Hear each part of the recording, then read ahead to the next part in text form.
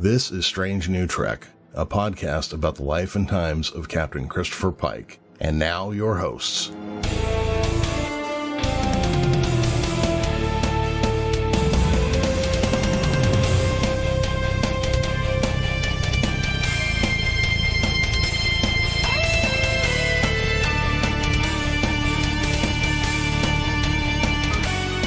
In this episode of Strange New Trek, we're diving into part 1 of the season 2 finale of Star Trek Discovery, Sweet Sorrow. Join me, your host, Jeremy Vilmur, our chief engineer, Chris Noonien-Singh, and my noisy little number 1, Commander Dog, as we break down the action-packed episode, including the highly anticipated appearance of the USS Enterprise and the heartwarming moments between Burnham and Spock and the gut-wrenching decision faced by Captain Pike. Also, we'll never have to see Spock's beard again after these 2 episodes, so there's something to be excited about, right? Boo, I like Spock's beard. See, I'm used to it. Spock's got a beard, he's got to be evil. That's kind of where I'm coming from. You know what? If I ever make a band, I'm going to call it Spock's Beard. There's already a band called Spock's Beard. Well, dang. Yeah. Spock's Beard 2. There you go. Yeah. But not the number 2. the word TOO 2. Yeah. Spock's beard also. All right, so grab your favorite Starfleet uniform and get ready to explore the final frontier with us as we boldly go where I'm sure several podcasts have already gone. What's happening, Chris? What's up, man? Oh, not a whole lot. It seems like it's been a little while. Yeah. Well, life keeps getting in the way, but we're here. We are here, and the dog is very, something to be here as well. Well, she's just excited we're finally back to recording. That must be it. And I bet you she has not barked all day long until right before, when you put your mouth to the microphone. Not a peep until I swung the microphone around on the arm. As soon as that happened, she's like, oh, there's that thing they already get to make noise at again. So, before we get started, Chris, do you have anything to add, contribute, opine about this episode? Sweet Sorrow. I'm kind of glad that we are finally done with season 2 or getting there, 2 episodes away from being done with season 2 of Discovery. Yeah. Again, not that I dislike it, but it just feels like it drags on a rewatch. Yeah. Yeah. The Star Trek Picard starts this week too, this 3rd season. One of these days, I'll watch it. Yeah. Well, this one, I say this every season. This one looks like it might actually be good, but I've said that 3 times now. So, they did do an interesting thing where they talked about the Titan, the USS Titan, which was the ship that Riker left to captain after the Enterprise. According to the new Star Trek people, Commander Saavik took over as captain of the original Titan, and that was Starfleet's flagship while she was captain of it before the Riker version came around.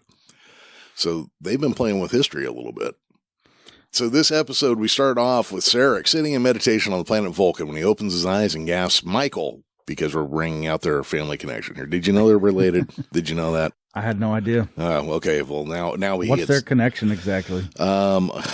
Uncle and niece or something. I'm not really sure.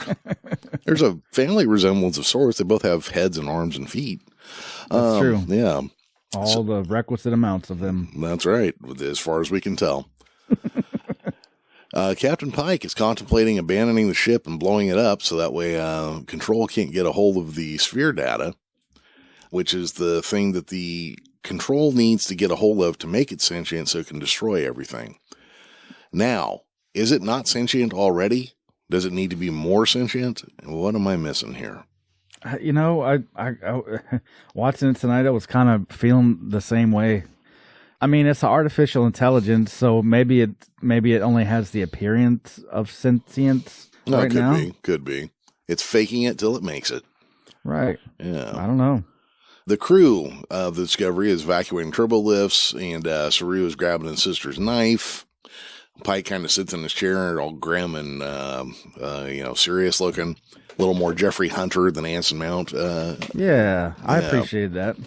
Yeah. Saru standing at his side as a good first officer should. Burnham's chilling alone in a science lab, staring at a time crystal, emotionally, when Pike enters, telling her that the ship is almost clear. And it was time. Emotionally. Well, again, prestige TV, the whole point is to get emotion out of people, right? That's fair. She did cry a lot in this one, too. You know what? I gotta say, this is gonna sound a little sexist. She is pretty when she cries. So, maybe they were onto something with all the crying. I don't know. Well, we see what kind of partner you'd be to her. Good job, Jeremy. Reach over and pinch every now and again. Go ahead. Always trying to make her cry. This make you want to cry? What if I take your Doritos away? Ha ha. She asked Pike why the signal brought them to Borath for the crystal, and Pike replies they could figure it out while they were walking. Yeah. Yeah. You and I talked real quick before we started recording, and you said this one was a lot of buildup. Yeah. It's like, I won't say it's no substance, because obviously this stuff is all these scenes are building up to part 2. But yeah. That kind of actually made for a kind of boring watch on the rewatch, because I know that the next episode is where all the cool stuff happens. Yeah, exactly. And on the rewatch, like you're saying, when that's in your head, you're just kind of like, okay, come on. Let's get to this Day of the Doctor stuff. Yep, come on. Let's go. We got space pirates and stuff out there we need to see. All right, so Pike and Saru activate the auto-destruct, and the lights turn out as the ship begins to power down. Saru reports that life support, environmental controls, and artificial gravity generators would deactivate within 5 minutes, and that the entire crew was accounted for. As they enter the Enterprise's bridge, Admiral Cornwell vacates the center chair, Una-Chin Riley welcomes Pike back, and Lieutenant Amin reports that Leland/Control and the Section 31 Armada have increased speed.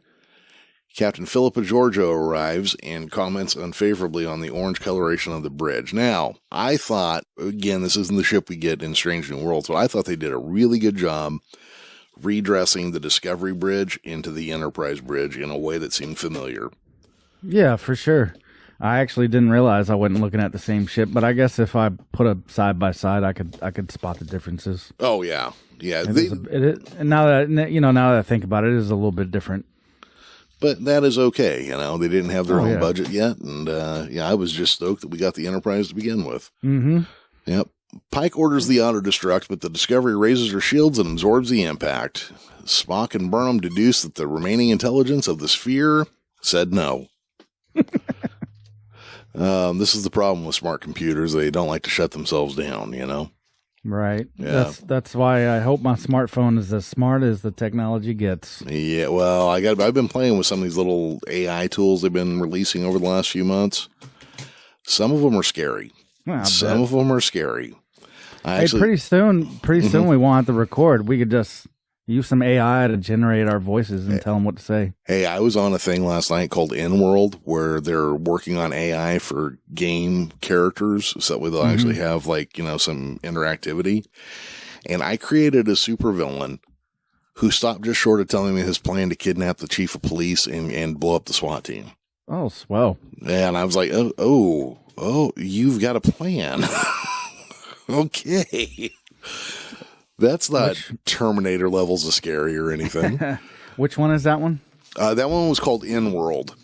In-World. Yeah. Okay. They got like sample personalities that you can go talk to, and you can try to make your own. It's pretty wild. Nice. Yeah.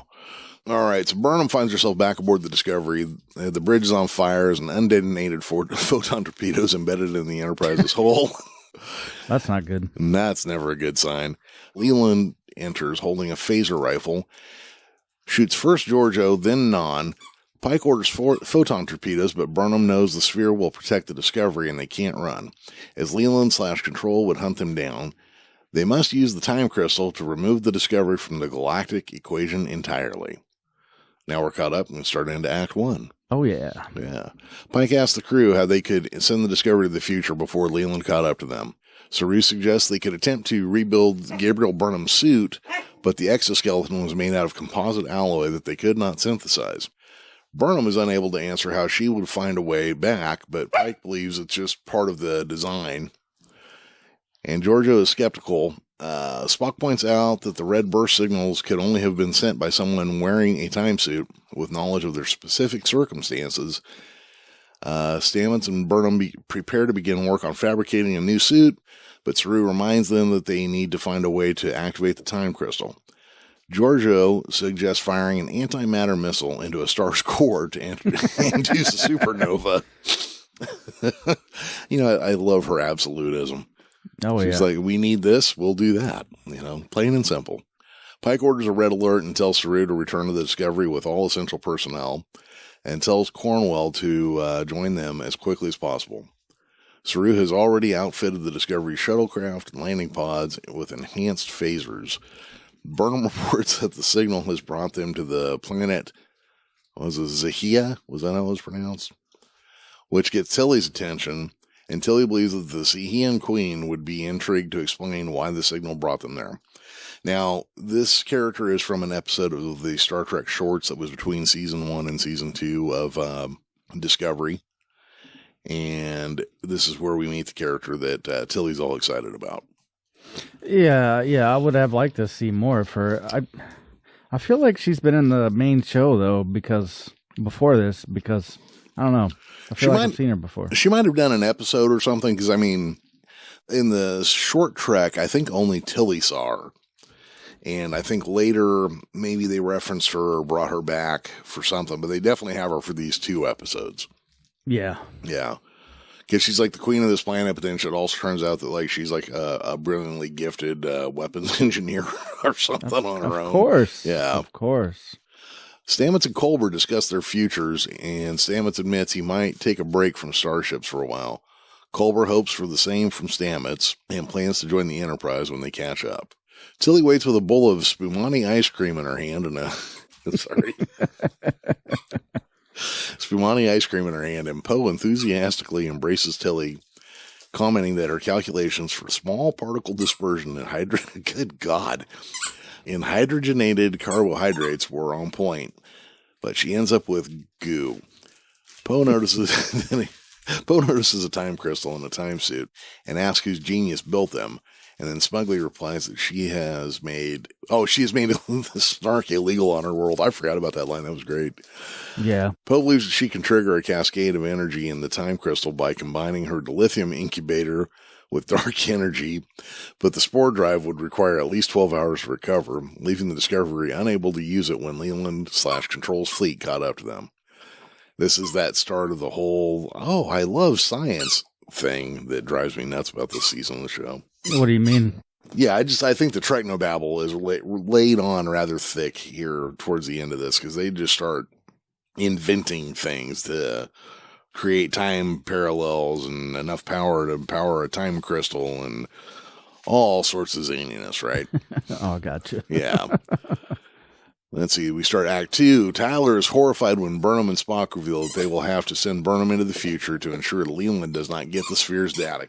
Burnham hopes her mother will end up on Terralesium, but Giorgio bluntly remarks that they were aware of this possibility. Tyler condemns the plan as crazy.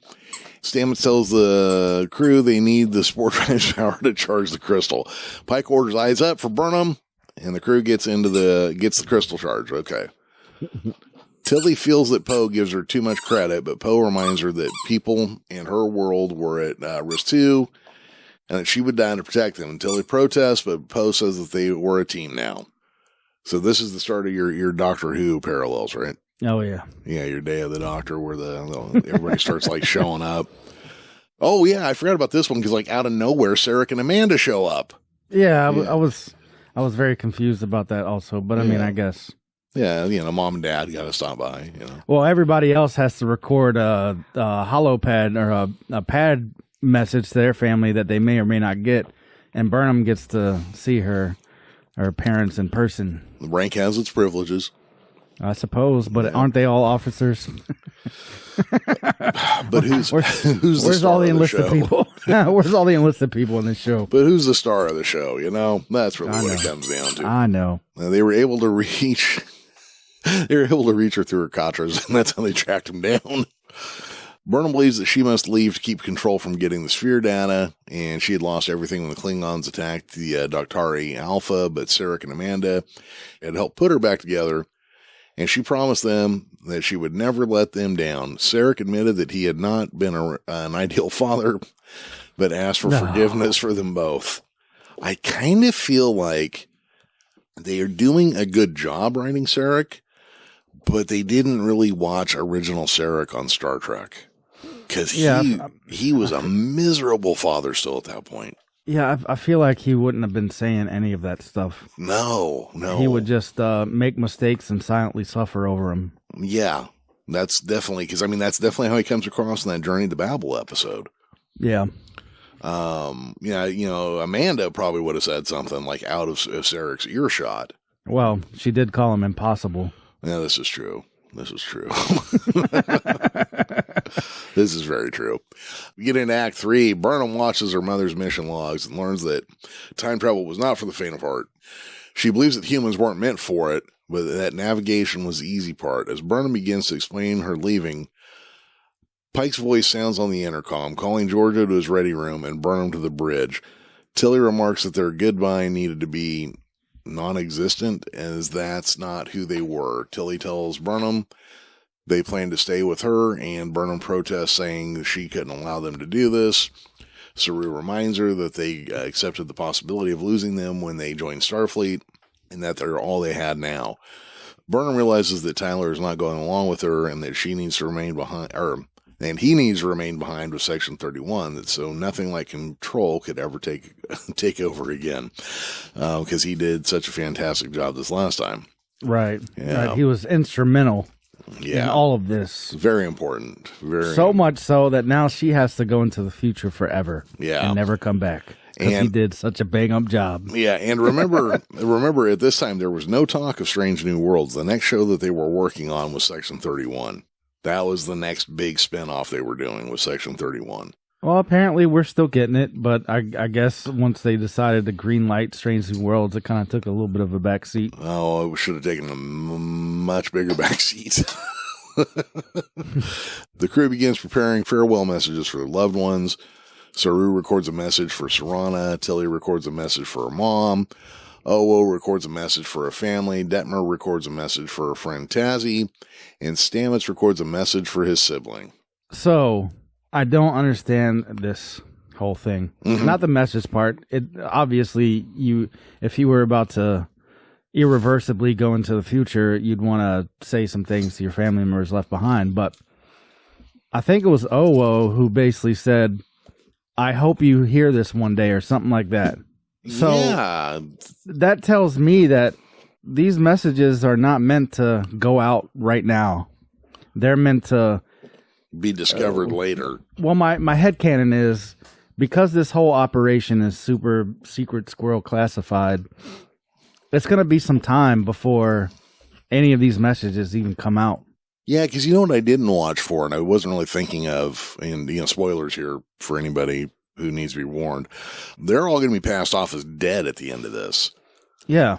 And so I guess if they had anything in their message that said, hey, by the way, we're going 1,000 years in the future. Which all of them pretty much did. They can't let that out. Well, maybe they didn't say it. I don't know. You might be able to make the argument that with the wording each of them used, it was pretty ambiguous as to what happened, but I don't know, man. I still feel it with all their statements. They weren't leaning towards telling their family they died. I am agreeing with you. There was some other, not secret squirrel stuff, but some Lancelot Link secret chimp stuff, maybe. It does make sense. If they have any inkling on what's coming, that's the whole thing too, because obviously the whole thing wasn't classified highly until after it happened. Right. Well, I mean, they do have the Admiral on board the Discovery or the Enterprise. So, maybe my headcanon is right this second that maybe there was a briefing by her. I'm not sure.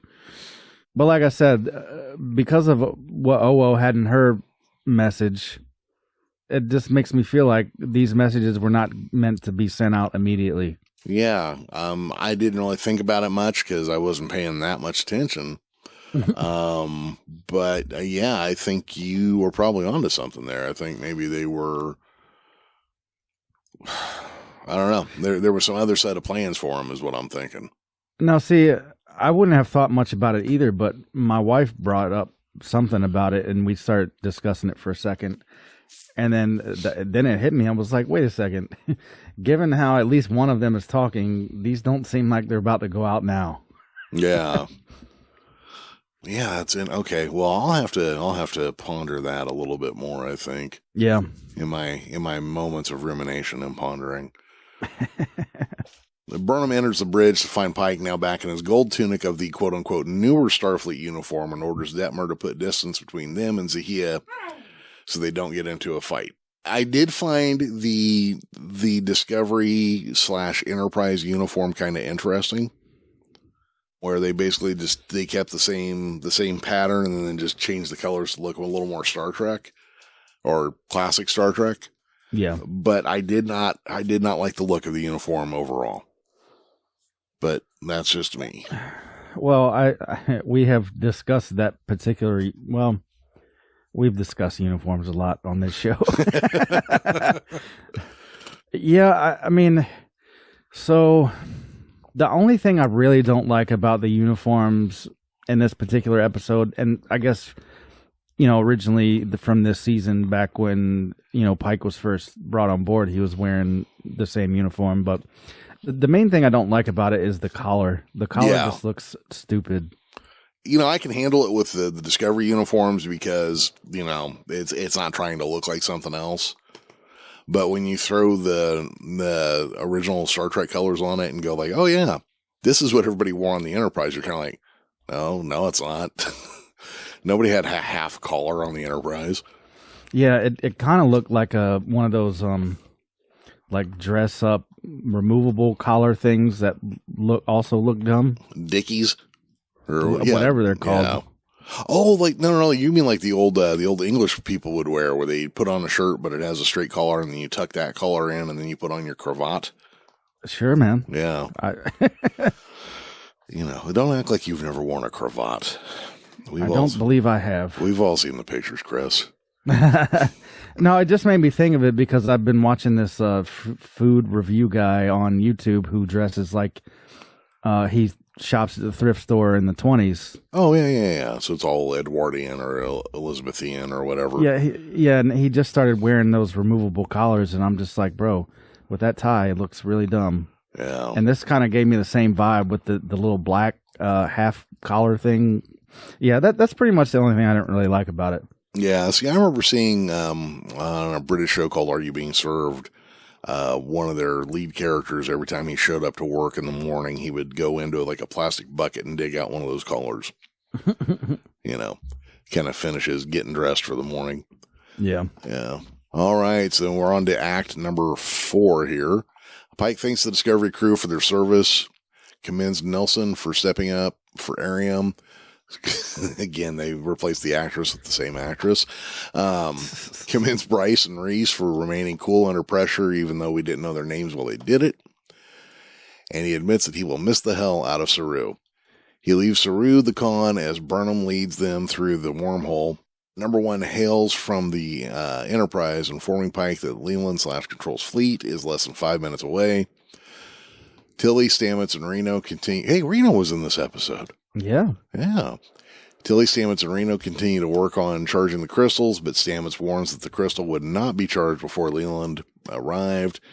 Reno deactivates the crystal cage and begins to experience flashes of the future. Saru orders Red Alert, and Pike arrives in the transporter room with Giorgio and Tyler. Pike wishes them luck, and Tyler asks if Pike trusted him, but Pike replies that he had to leave before the battle began. Detmer reports that Leland / Control's fleet has arrived, and Pike orders shields up. Saru tells the crew to prepare for battle. And is that where we ended? I think that's where we ended. Yeah, I think so. Yeah. That just suddenly came to a crashing end. I'm like, well, wait, surely there was more. Did I forget this part? Did Giorgio admit to being from the Terran universe? And then Pike's like, what's the Terran universe? Wink, wink. Is that this one or is that the next one? No, that's this one. Okay. It's just a very quick thing at right before he transports out. Nobody should know what the Terran universe is, and Pike shouldn't know anything about it.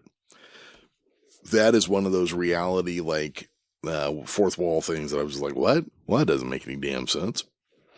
Why shouldn't he know about it? Well, then if he knew about it, why would he know about the quote unquote Terran universe? And then how come when Kirk, Spock, and McCoy get there, they don't know anything about it? If that's something, common knowledge to Starfleet captains, then Kirk should have known about it. If Pike knows a lot about it, they probably would have come up in conversation with Spock at some point. I mean, but, space is vast, and there's a lot of ships. I mean, I get, they have, like, good communication technology, but I don't know, man. Like, I don't see these things as issues as much as you do sometimes. Jeremy, you old stickler. I mean, I did do a whole podcast where I linked all the Friday the 13th movies together, so I'm pretty good at ignoring bullshit like this. So that's probably all what's happening right now. I don't have an issue with it. Not everybody talks about everything. Sure. If he knew about it, it could be one of those things that was like a myth or something. I don't know. Yeah.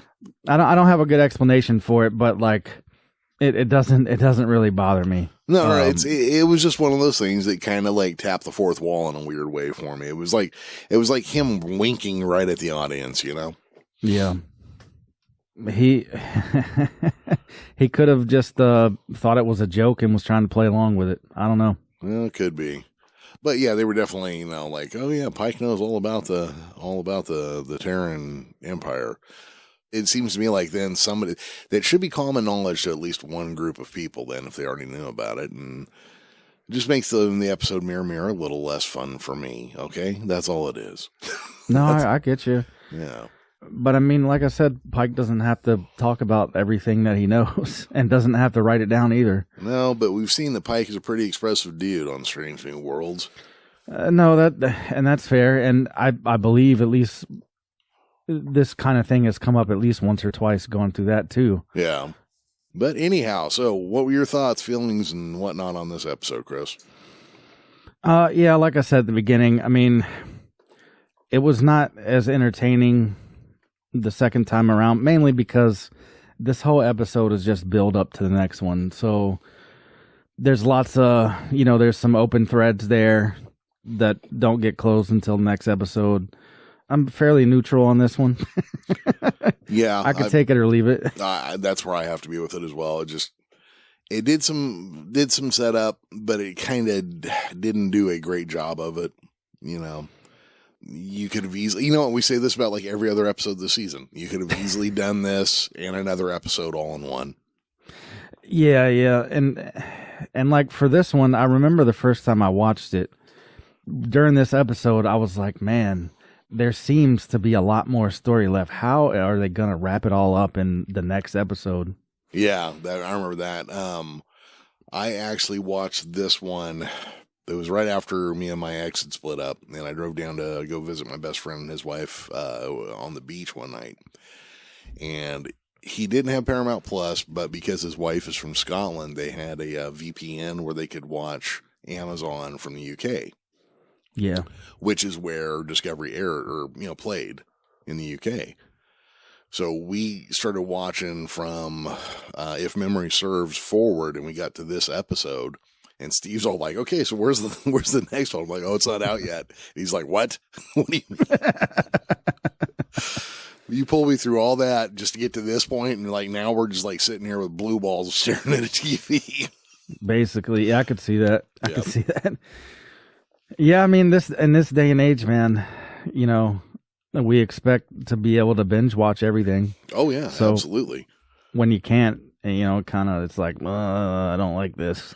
Yeah, no, it definitely, now that we're all used to binge watching and now that people are producing things weekly again, it is a little bit of a system shock to be like, all right, there's only one episode out. Okay. Yeah, but see, Strange New Worlds, I feel like, definitely does a better job of the weekly serial than Discovery. Cause Discovery's got that, super big arc going on in the background, sometimes not even in the background, that they constantly build on every episode. Right. And so it's really hard not to want to binge watch it. But Strange New Worlds, I mean, there's obviously story threads all throughout the season that may or may not get resolved until the end or whatever, but it doesn't feel like it while I'm in the middle of watching it. So when we were doing Strange New Worlds, it was just like, no, I'm cool stopping here. We're good. Oh, yeah. Well, that's because, they, fortunately, Strange New Worlds, and that was one of the big selling points was, hey, we're doing episodic TV. Every week we're going to go do something. At the end of that episode, we're going to be on to something else. Yeah, because it doesn't, it doesn't have that super big cliffhanger at the end of every episode like Discovery does a lot. They don't do it every time, but they do it a lot, which, I mean, that's the format they chose to go in, and I don't mind it. But yeah, I can imagine when you're like playing up this season finale and you're like, hey man, we got to watch all the rest of this. We got a lot of Trek to get through. And then you get to the best part and you can't watch it yet. Yeah. That would suck. Yep. Yeah, I guess you'll have to check that out on your own next week, man. Don't know what to tell you. Let me know how you liked it. Oh man, yeah.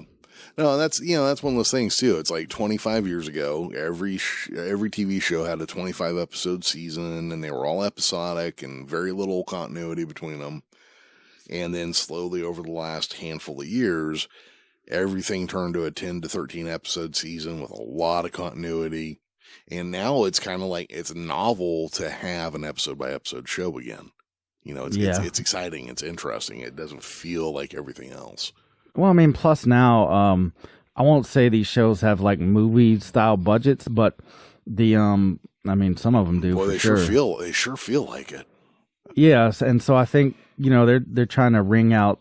Let me make a 13 episode movie. Yeah, no, that's definitely one thing I can say. Like because even like Next Gen, it had a better budget. I probably had a similar budget to the original series, honestly, in dollar for dollar, but the effects looked better.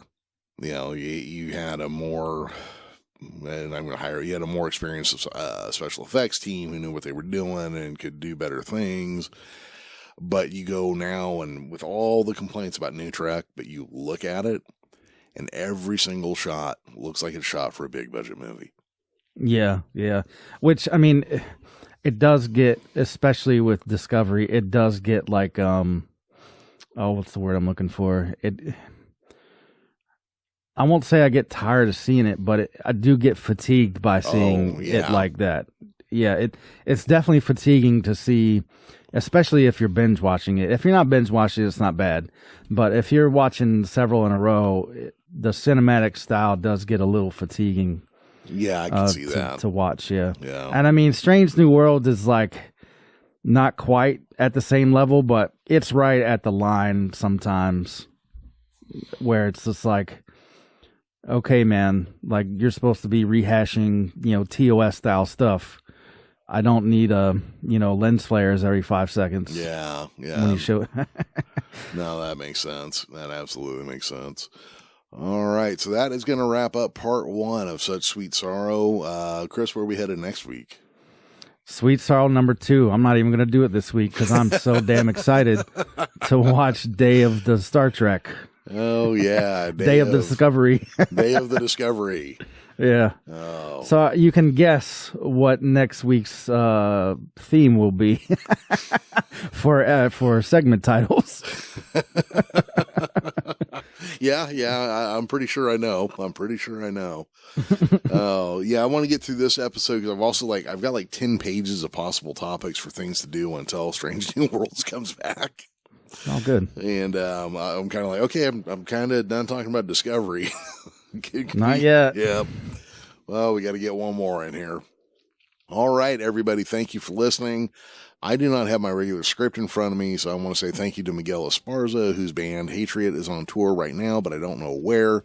So if you see it on a marquee somewhere, go ahead, buy a ticket, go check it out. He wrote the theme song for our show.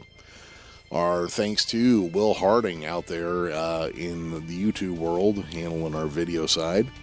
And special thanks to you guys and for listening and checking us out, telling your friends, and a couple of you for leaving us some reviews and whatnot. That was awesome. And Chris, I guess that's about it, huh? Yes, sir. All right. Well, for myself, Jeremy Vilmur, for our chief engineer, Chris Noonien-Singh, and for my noisy little friend over here, Commander Dog. Bye-bye, everybody.